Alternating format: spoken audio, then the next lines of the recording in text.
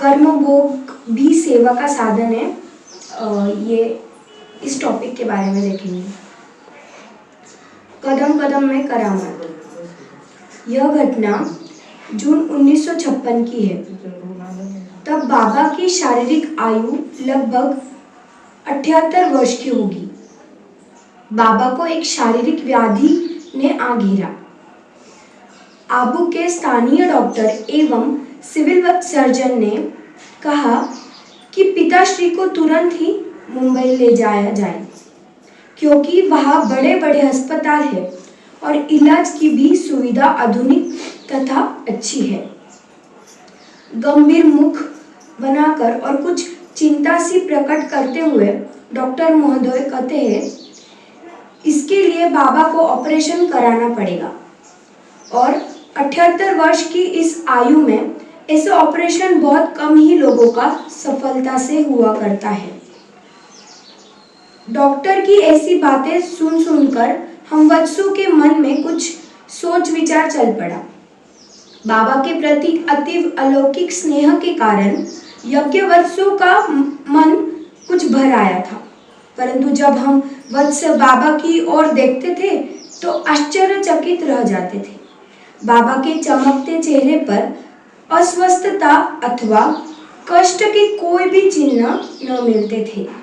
मतलब इतनी बड़ी बीमारी होने के हुई भी तो भी बाबा के मन में 1% भी या उनके चेहरे पर 1% भी दिखाई नहीं दिया कि उन्हें कोई बीमारी हुई है।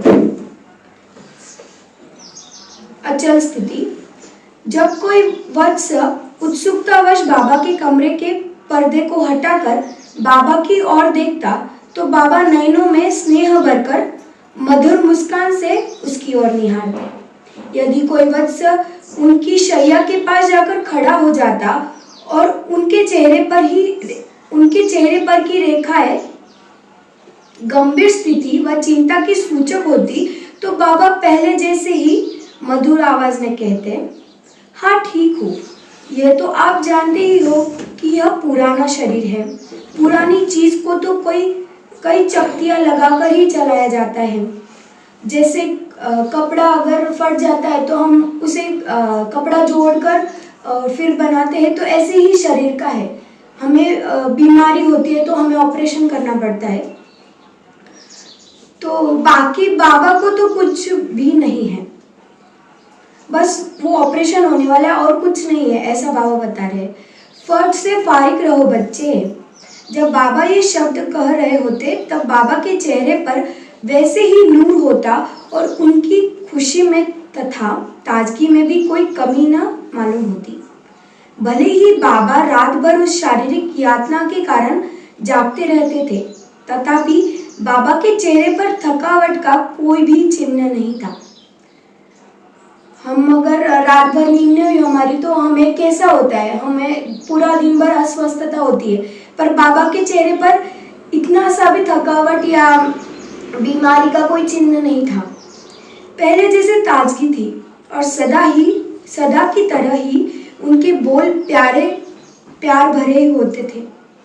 बाबा की स्थिति सूक्ष्म रूप में सब वत्सों को यह प्रेरणा दे रही थी कि माया के अतिरिक्त काया भी यदि बड़ा कठिन परीक्षा की स्थिति सामने लाए तो भी देह से न्यारा होकर आत्मिक स्थिति में रहने तथा परमपिता परमात्मा की स्मृति में टिके रहने का अभ्यास ऐसा परिपक्व होना चाहिए कि वह रंच मात्र भी हमारी स्थिति को बिगाड़ न पाए। तो इसके द्वारा बाबा हमें हम बच्चों को यही बताना चाहते हैं कि माया कितना भी बड़ा पेपर ले ले, हमारा शरीर भी हमारा बड़ा पेपर ले ले, पर हमें आत्मिक स्मृति चाहिए और बाबा की याद हमेशा रहे तो हम उस चीज से अच्छे से निकल सकते हैं। और बाबा ये एक परफेक्ट एग्जाम्पल है।